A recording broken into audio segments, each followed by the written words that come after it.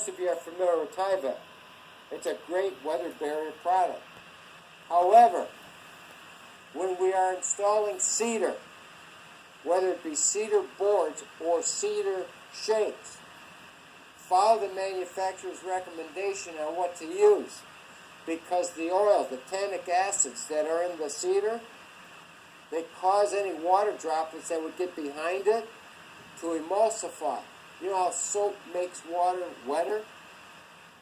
The tannic acids in cedar do the same thing to water, and the water molecules become smaller now and can pass through the Tyvek. Okay? So be careful on cedar and Tyvek. Now they make different grades of Tyvek and other grades of water barriers. So use what's recommended with your particular product. Okay? And speaking of Tyvek, there are different grades. I don't know if I covered this with you before or not, did I? There are better grades that you should use as a builder to avoid warranty problems later on.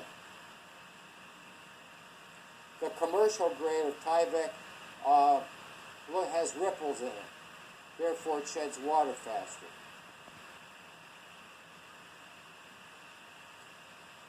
On page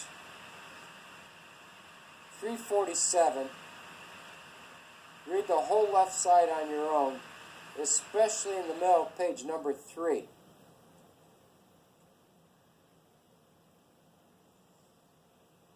But on the right side, go to 703.4.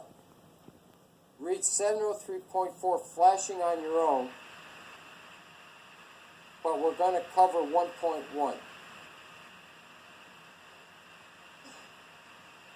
1.1 says the fenestration manufacturer's insulation and flashing instructions, or for application not addressed in the fenestration manufacturer's instruction in accordance with the flashing manufacturer's instructions. Where flashing instructions are or details are not provided, then pan flashing shall be installed at the sill of exterior windows and door openings. Okay. Again, this is a change of the code. The manufacturers are going to tell you now how to flash that window in new construction.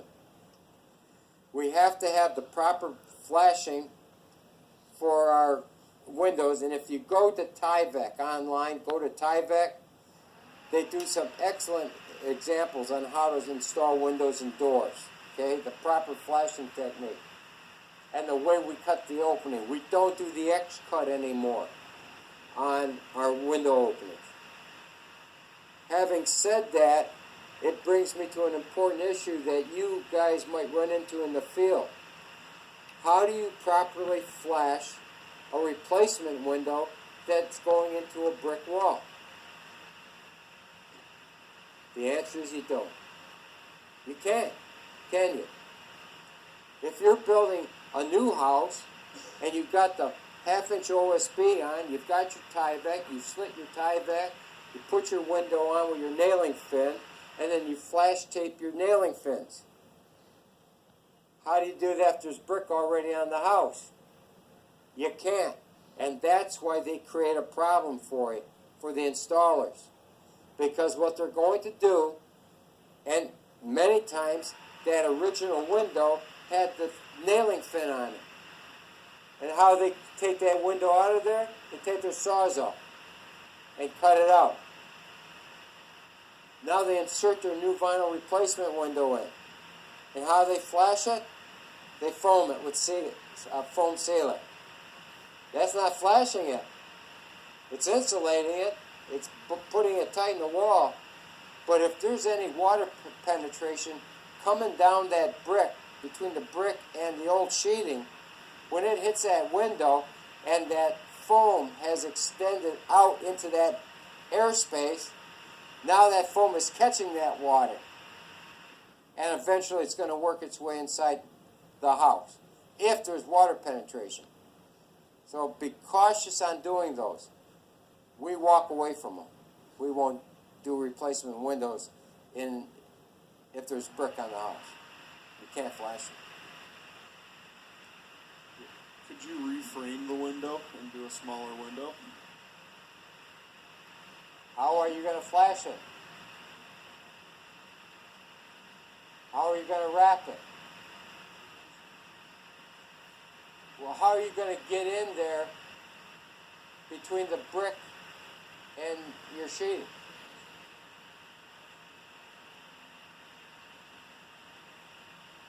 Or then what are you going to do to make up the difference on the outside? Box it out with aluminum? Yeah. Yeah. You no longer have a brick edge around your opening, it's now aluminum. Yeah. See,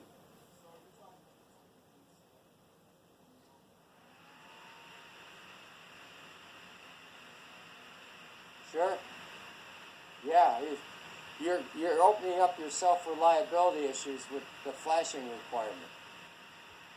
Yeah.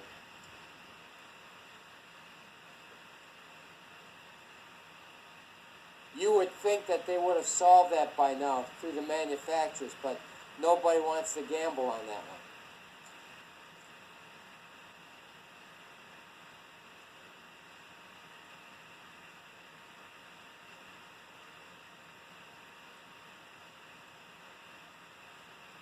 Okay, I know that Aaron covered attached. You did in your carpentry book wood shingles and shakes, correct?